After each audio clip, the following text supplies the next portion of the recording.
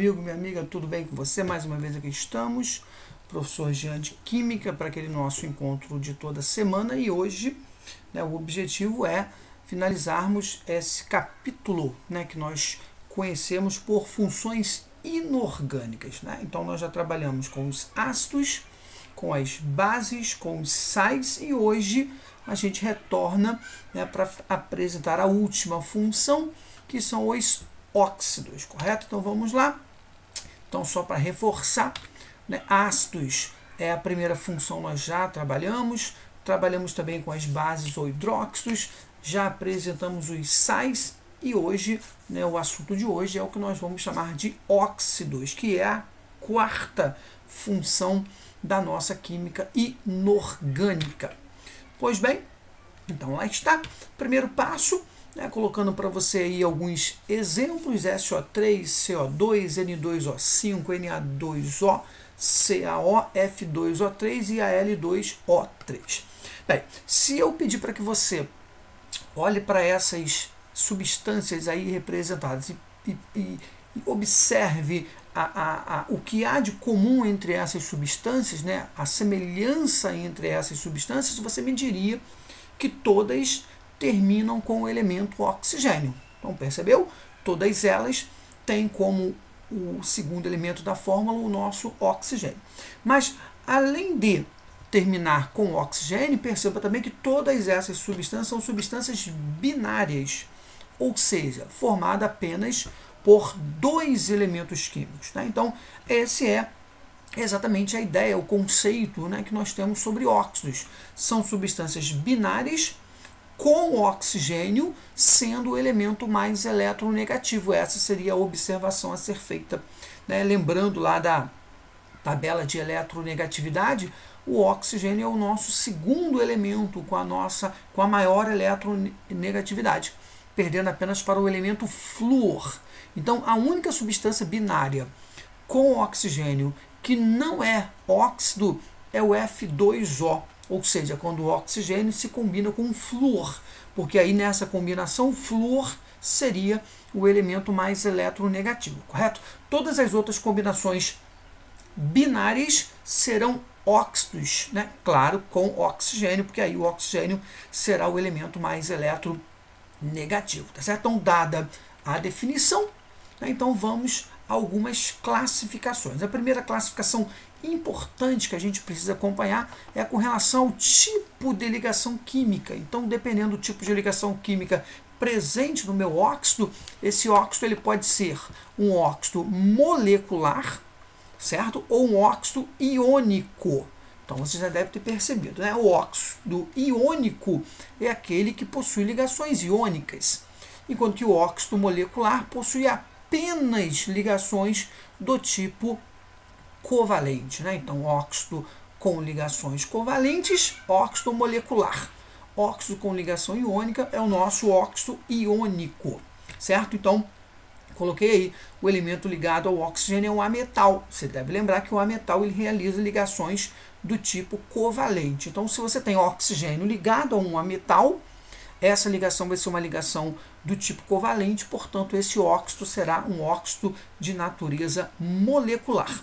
Já se o oxigênio estiver ligado a um metal, a ligação entre eles vai ser uma ligação do tipo iônica, e esse óxido, então, será um óxido de natureza iônica, certo?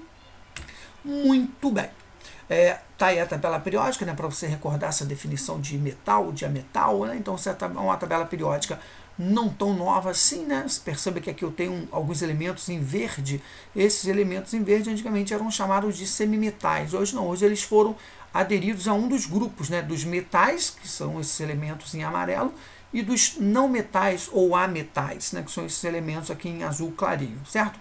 Então, metal e ametal.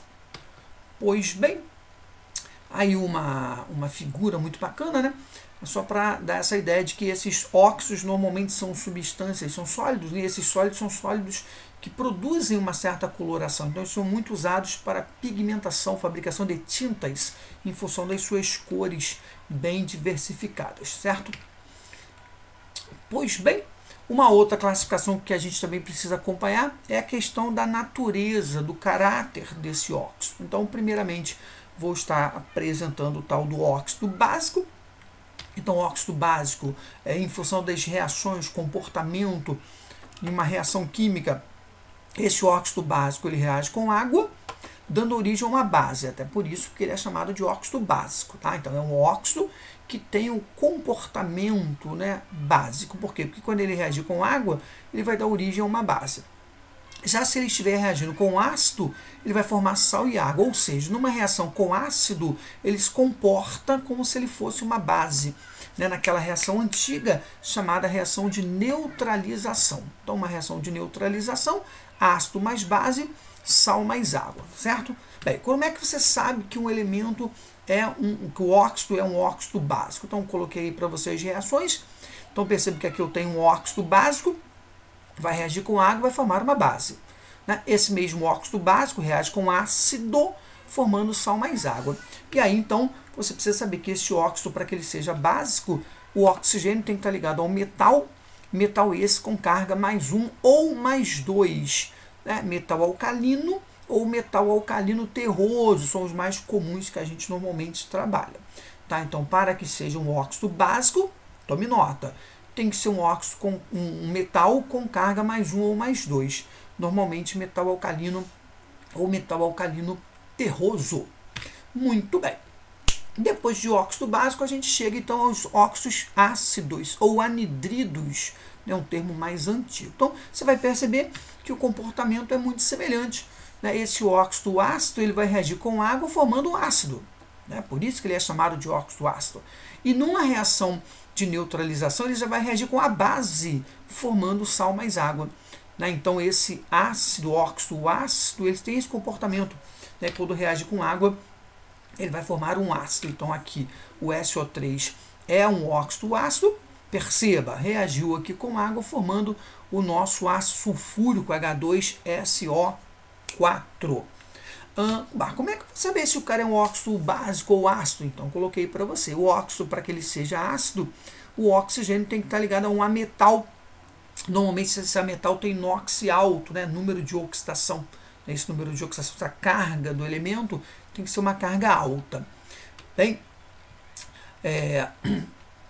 importante frisar, importante observar que essa última classificação que nós vimos, a classificação dos óxidos ácidos, ela tem uma certa relevância, né? Até porque esse óxido ele causa um fenômeno muito comum e importante, que é o fenômeno da chuva ácida.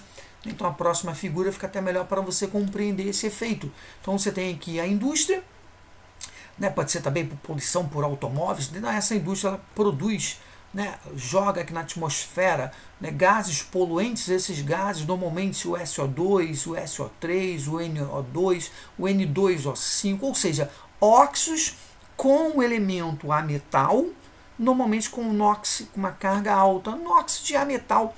Esses óxidos de ametal, eles reagem com a água, né, que precipita aqui da chuva. Então, essa água reagindo com esse óxido vai formar o respectivo ácido. Então, a chuva que cai é uma chuva ácida, porque ela tem aí sim, né, água misturada com ácido que é formado por essa reação química entre o óxido e a água. Tá certo? Então, esse fenômeno da chuva ácida ele é importante. A gente precisa conhecer um pouco mais. Então, por exemplo, aqui coloquei uma figura em que você vê certa devastação aqui dessa área verde, nessa florestazinha que está aqui, mas não fique você pensando que essa árvore que aqui está destruída, que a acidez da chuva, não é isso. Esse fenômeno é um fenômeno que não tem uma consequência imediata. É um fenômeno preocupante, mas a longo prazo. Né? Por quê? Porque essa chuva caindo por várias vezes nesse mesmo solo faz com que esse solo seja ácido. E o solo sendo ácido, a plantação, a vegetação, ela não consegue se manter e ela acaba morrendo, como você está vendo aqui nessa fotozinha, ok? Outro processo também, outra causa também importante que a gente precisa perceber é a questão da acidificação da água de um rio, de uma lagoa, né? Então, no caso aqui, no desenho, ele te traz essa ideia, você tem aqui uma lagoazinha, né? E você vê aqui alguns peixes mortos, exatamente por conta da acidez dessa água causado, né, por essa precipitação de chuva ácida, certo?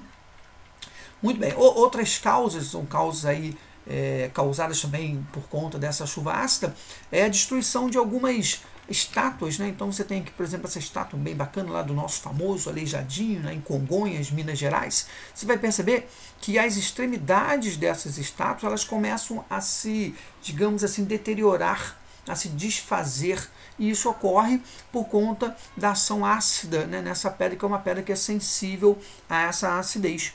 Então você não tem, claro, você não vai dissolver toda a estátua, né, mas a parte periférica dela, os pontos, né, ponta de dedo, nariz, tal, eles começam a sofrer uma certa deteriorização por conta da ação ácida. Muito bem. Então esses óxidos normalmente são óxidos poluentes, são óxidos que causam uma certa preocupação para nós. E temos outros óxidos que nem tanto. Então aqui, né, acabamos de falar dos óxidos ácidos, que tem esse grande problema da chuva ácida. Agora temos outros que não têm esse poder poluente por conta de reações químicas. Então, por exemplo, eu vou chamar dos óxidos neutros ou indiferentes. São óxidos moleculares que não reagem com água, nem com base e nem com ácido. Então, por não reagir quimicamente com esses três grupos, a gente vai classificá-los como óxidos neutros ou indiferentes. Esses óxidos neutros ou indiferentes, coloquei aqui embaixo para você.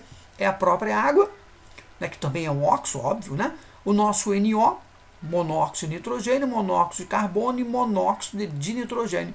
Esses quatro são óxidos neutros ou indiferentes por conta dessa não reação química com água, nem com base e nem com ácidos. Né? Tem uma frasezinha aqui bacana de efeito, não sei se você percebeu, né, que ajuda a gente a memorizar esses caras. Então coloca aqui, ó, água, H2O, no, NO, CO, aqui ó, CO, 20, ó, CON, veja, CON e 20. Tá vendo aqui um 20zinho aqui, ó, 2O, 20, tá? Então é um macetezinho para a gente poder memorizar esses caras. H2O, NO, CO e N2O são os nossos óxidos neutros ou indiferentes.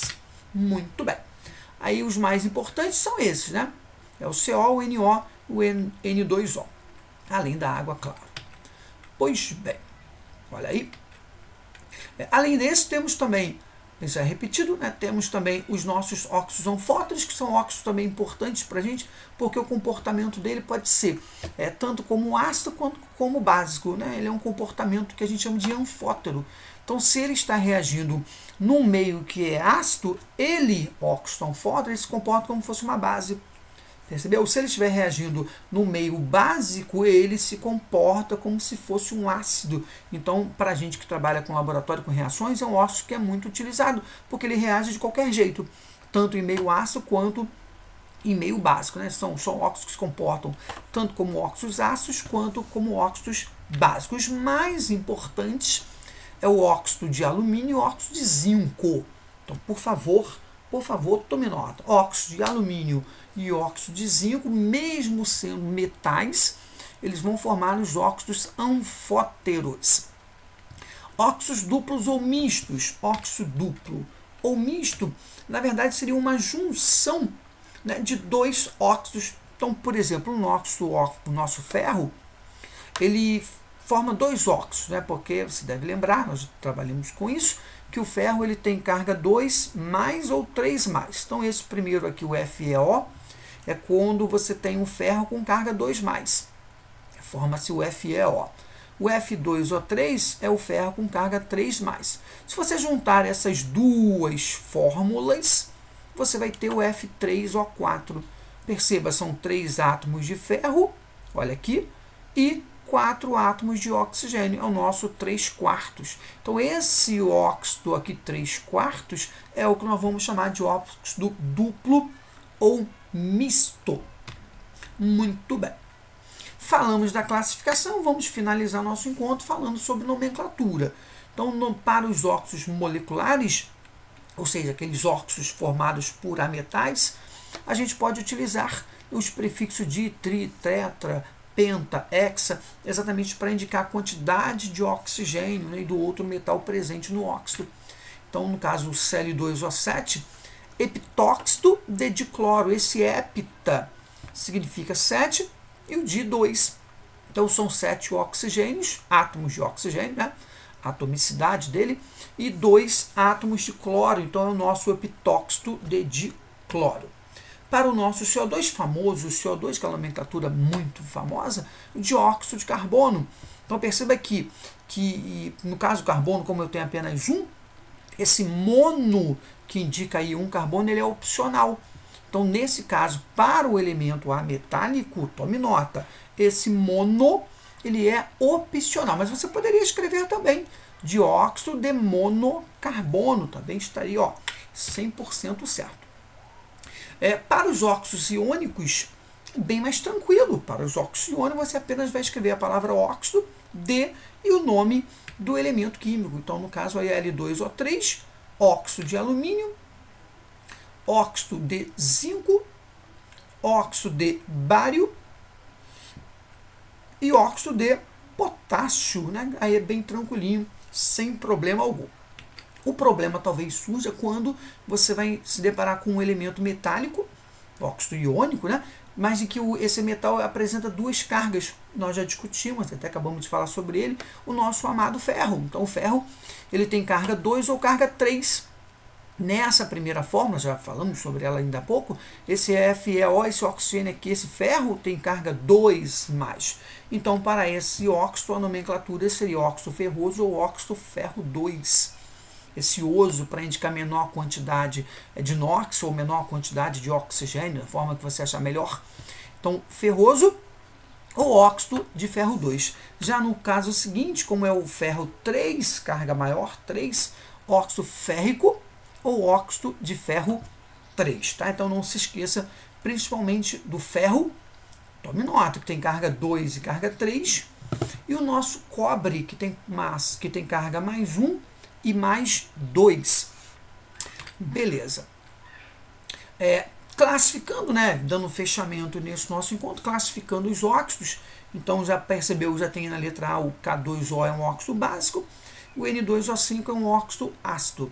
Justificando, o K, potássio, ele é um metal com baixo NOx, baixa carga, né? Alcalino ou alcalino terroso, então vai formar sempre um óxido básico.